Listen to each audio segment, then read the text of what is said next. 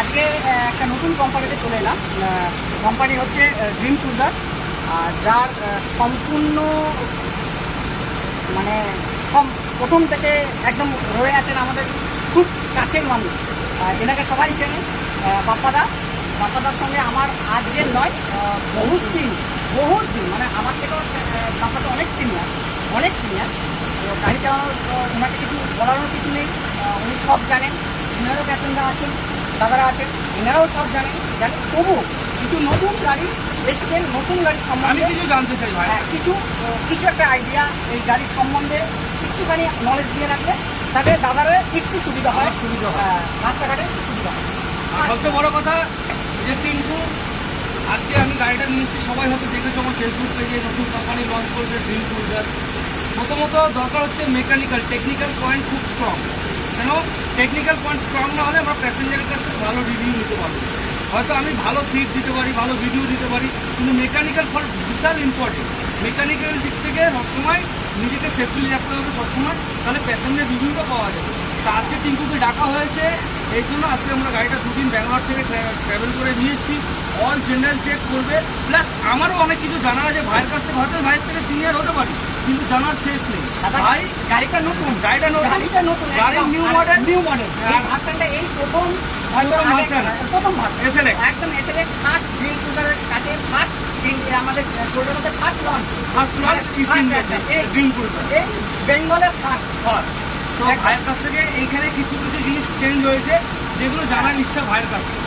আমি জানতে চাই, আর আমি নিজেকে যাতে আরো ইমপ্রুভমেন্ট করতে পারি, আরো ভালো কিছু শক্তভাবে ভাই আজকে বোঝাও। দাদারা সবই জানেন, কিন্তু তবুও কিছুটা আইডিয়া দিয়ে রাখি নতুন গাড়ি থেকে।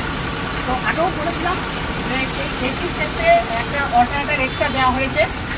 তো এখন তোমাদের কোশ্চেন হতে পারে কেন দিয়েছে। আগে তো আমাদের কোনো ভলভোটা দেখিনি। হ্যাঁ, আগে যেসব 96 গুলো ছিল, সেই সব 96-এর ব্যাটারিটা খুব নষ্ট হতো। তুমিও দেখেছো অবভিয়াসলি, যখন ব্যাটারি ফেটে যাচ্ছে। আগে দুটো অল্টারনেটর ছিল, আগে শুধু এই অল্টারনেটর গুলোই চলে যাচ্ছে। আগে দেখেছো যে ব্যাটারি সবসময় ফেটে যাচ্ছে, battery low voltage, below battery 24 volt দেখাচ্ছে, এটা ডিসপ্লেতে সবসময় আসতো। তো এই কারণে কোম্পানি দেখলো যে এত আমাদের ডেকোরেশন করার জন্য ইন্টেরিয়রটা বেশি দেওয়া হচ্ছে, বেশি লাইট ফাইট গুলো। হ্যাঁ, এটা আমাদের সবকিছু মানে গাড়িটাকে দেখতে সুন্দর, বাইরের দিক থেকে সবকিছুটা মানে ভিউটা খুব ভালো হয় ব্রাইট করার জন্য এটা কোম্পানি দেখেছে। এবার দেখছে যত আমি লাইট দেবো, তার লাইট দিলে কি হবে, ব্যাটারি কনজাম্পশন বেশি হবে অবশ্যই। তাহলে যখন আমাদের সেই তুলনায় তো আর অল্টারনেটর নেই, দুটো অল্টারনেটর কি কাজ করবে, কতটা কাজ করবে। তাহলে আমাদের ব্যাটারি লাগতে গেলে অনেক 48 ভোল্টের ব্যাটারি লাগবে, মানে 4 ব্যাটারি লাগবে। তো সেক্ষেত্রে দেখা গেল যে ব্যাটারি আমাদের অত ব্যাটারি দিলে আমাদের যেসব মাদার বোর্ড আছে সেগুলো জ্বলে যাবে। তাহলে সেই কারণে কোম্পানি চিন্তা করলো যে আমাদের ব্যাটারি বেশি কনজাম্পশন কখন বেশি, তাহলে সেই জায়গাটা আমরা সেপারেট করবো। তো সেই দিক থেকে চিন্তা করলো যে আমাদের বেশিতে সবসময় ব্যাটারি বেশি কনজাম্পশন, হঠাৎ করে লোড নেয়, হঠাৎ করে ছেড়ে দেয়, হঠাৎ করে লোড নেয়, তখনই ব্যাটারি কনজাম্পশনটা বেশি, যার কারণে দিয়েছে এই নতুন একটা অল্টারনেটর করা এবং কি হেভি, এর থেকেও হেভি অল্টারনেটর একদম। আর এটা বাইরে সাধারণত সব জায়গাতেই অ্যাভেলেবেল, কাস্টমার বলবো এটা পেতে সুবিধা খুব সুন্দর।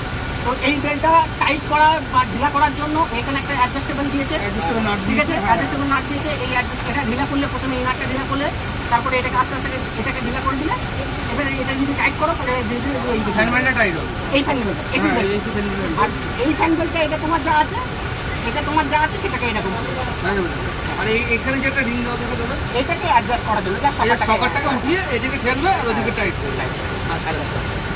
তারপরে তো প্রথমত আছে, তারপরে এই যা